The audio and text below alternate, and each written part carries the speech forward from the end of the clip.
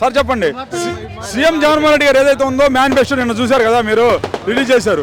అయితే అందరికీ ప్రజలను ఆకట్టుకునే విధంగా అన్ని విధాలుగా అన్ని వర్గాలకి కలిపి చేశామని చెప్పేసి అంటున్నారు. 2 పేజీలతోనే వస్తున్నాను, చేయగలిగి చెప్పే చేస్తాను అంటున్నాడు. అటు చూస్తేనేమో చంద్రబాబు నాయుడు సూపర్ 6 అన్నారు. అసలు నమ్ముతారా ఈ సూపర్ 6ని? సూపర్ 6 తుస్తున్నదని అందరూ తెలుసు, అయిపోయింది కదా వ్యవహారం. నిన్న మేనిఫెస్టో ఇవ్వాలి, కొత్తగా పెట్టేది ఏముంది? బ్రహ్మాండంగా ఆ గతంలోనే ఉన్నాయి, అయ్యే పెంచాడు బ్రహ్మాండంగా. వాటికే బ్రహ్మాండంగా నిరాజాలు పలుకుతున్నారు జనం, పేదవాళ్ళంతా. పేదవాళ్ళ గురించి మనం చెప్పాల్సిన అవసరం, ఓటు రూపంలో ఓట్లు వేయడానికి సిద్ధంగా బ్రహ్మాండంగా ఉన్నారు. ఆయన మేనిఫెస్టో ఏది చెప్పినా కానీ నమ్ముతారు. చంద్రబాబు నాయుడు చెప్తే ఏది చెప్పినా అబద్ధమేనని చెప్పి అది ఎప్పుడు నమ్మే పరిస్థితులు లేరు. దాని గురించి మనం మాట్లాడుకోవడం కూడా వేస్ట్. కానీ ఏదైతే ఉందో సీఎం జగన్ గారు అమ్మఒడి ఏదైతే ఉందో 17,000 రూపాయలు మాత్రమే నేను ఇవ్వగలుగుతా అని చెప్పి మేనిఫెస్టోలో పొందుపరిచాడు. అటు చూస్తే టీడీపీ మేనిఫెస్టోలో అమ్మకు 100 ఉంటే అసలు ఎంతమంది ఉన్నా కానీ పిల్లలు ఎంతమంది ఉంటే అంతమంది 15,000, 5 ఉంటే 75,000 ఇస్తాడు. అసలు చంద్రబాబు నాయుడు మాటలు నమ్ముతారంటే ఇలా 75,000 అంటే అతను ఆడ నీళ్ళున్నాయంటే కనీసం బుడద కూడా ఉండదు. ఆయన అందరికి ఇస్తామన్నా అందరు పిల్లలు కానీ అంత దుర్మార్గమైన మాటలు, మా దుర్మార్గమైన మాటలు నమ్మేవాడు ఎవడు లేడు. చంద్రబాబు నాయుడు ఎప్పుడో ఇంటికి పోతున్నాడు, ఇంటికి పంపించడానికి సిద్ధంగా ఉన్నారు పేదలంతా.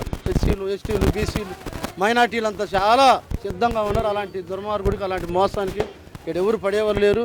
ఆయన మాయ మాటలు ఆయనే చెప్పుకోవడం తప్పితే ఎవరు వినేవాళ్ళు ఎవరు లేరు ఇక్కడ.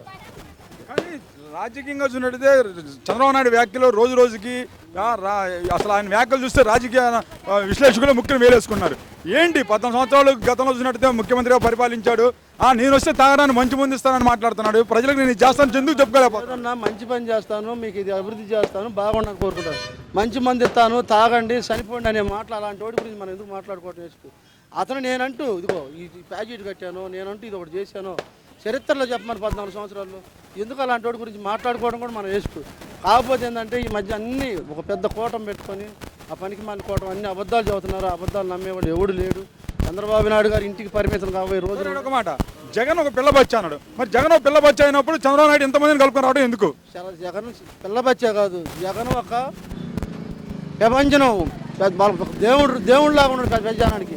అతను దుర్మార్గుడు, అతను పెద్ద బచ్చాని ఇంటికాడ కూర్చోబెట్టడానికి సిద్ధంగా ఉన్నారు. ఆయన మాటలు అతనికే వదిలేద్దాం. అతని మాటలు అతనే అనుకో, అతనే బచ్చా కాబట్టి బచ్చా అంటున్నాను అంతే.